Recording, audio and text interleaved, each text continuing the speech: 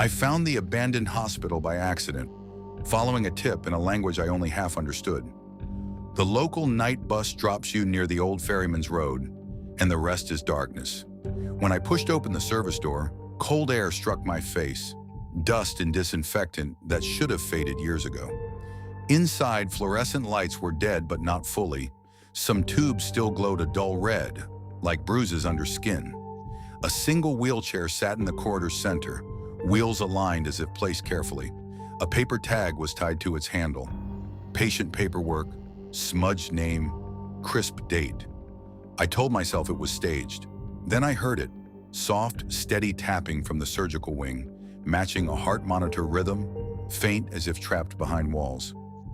Murals peeled overhead, hopeful faces staring from plaster. The air thickened near oxygen storage. My breath fogged, but the corridor stayed dry. A thin water trail glistened on the floor, leading toward the nurse's station, and looked fresh, still reflecting light. A cabinet door hung open with gauze neatly stacked in plastic. When I reached for one, the plastic crackled without my touch. The tapping grew stronger. Cold air exhaled from the vents and then stopped, leaving my ears ringing. In a side office, a cassette recorder was wired into the wall. Its red play light was off, yet tape slid forward inch by inch, as if recording continued. Through static, a careful dialect counted, neither English nor Arabic, used for medication schedules. I leaned closer, but the next sound was louder. A metal cart squealed, dragged slightly, then paused. Tap, pause, tap. Like the hospital needed my attention. Each time I tried to breathe, silence felt staged, waiting for permission. I followed the corridor to pediatrics. Tiny beds sat in rows beneath faded infection warnings. By bed 3, a child's shoe lay still laced, tied in a neat knot. Beside it, a spoon rested on its side, as if dropped in a hurry. I stood too long. Behind the beds came a wet, careful sound, like quiet swallowing. My flashlight shook. Between rails, I saw recent weight marks. Indents too exact, too mindful. The red tubes flickered, and the tapping changed pitch to a lower note. A sheet fluttered from a clipboard and landed at my feet. In thick block letters, "Do not open the isolation door after midnight." Under it, smaller handwriting. "It resets." I hadn't found the isolation door yet, but the building funneled me toward it. The corridor narrowed. My footsteps sounded wrong, delayed, as if replayed a second late. At the end, the isolation wing was sealed with a chain and padlock. The chain was wet with condensation, though nothing nearby leaked. The padlock's keyhole was filmed with fresh, glossy oil. I didn't touch it. Still, the shackle trembled slightly, like a hand on the other side testing the gap. The tapping stopped. In its place came a single, long, controlled exhale. Above the door, a visitor sign was crossed out. Beneath a red X, someone had written "Thank you for keeping it closed." The handwriting looked calm, practiced, almost kind. It sickened me because it sounded like a request. Behind me, the cassette recorder in the office corridor started again. Static crackled into that dialect count, accelerating like time was running out. The water trail at my feet widened, curving the same path it had earlier, completing a loop. The loop ended at bed 3.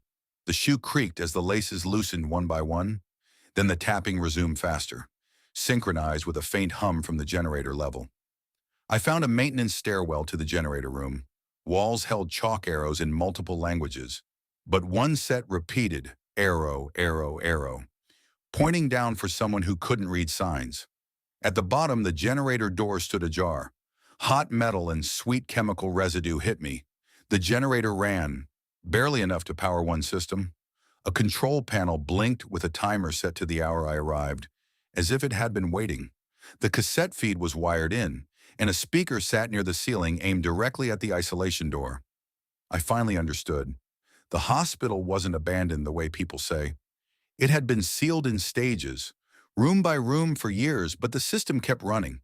At midnight it triggered, playing recorded instructions, simulating monitor sounds, moving water through lines, resetting pressure doors, and guiding anyone who entered into the isolation wing. My flashlight hit the floor near the panel. A child-sized handprint lay in dust, clean and fresh, pressed as if someone stood there while I spoke. No arm prints, No dragging, just a centered palm, patient. When I turned back toward the stairwell, the air changed. The dialect counting stopped and became a soft click. Somewhere above, the chain on the isolation door rattled gently. The building wasn't reacting anymore. It was completing a cycle. A door slammed close. Along the hall, the murals seemed to brighten under the dim red tubes, revealing faces that weren't cartoons at all. Hospital ID photos, stretched and painted over. I stepped back. My shoulder touched the wall. It was warm, like skin under a sheet.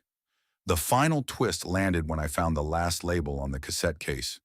It was my own name, spelled correctly, typed in the same admissions office font.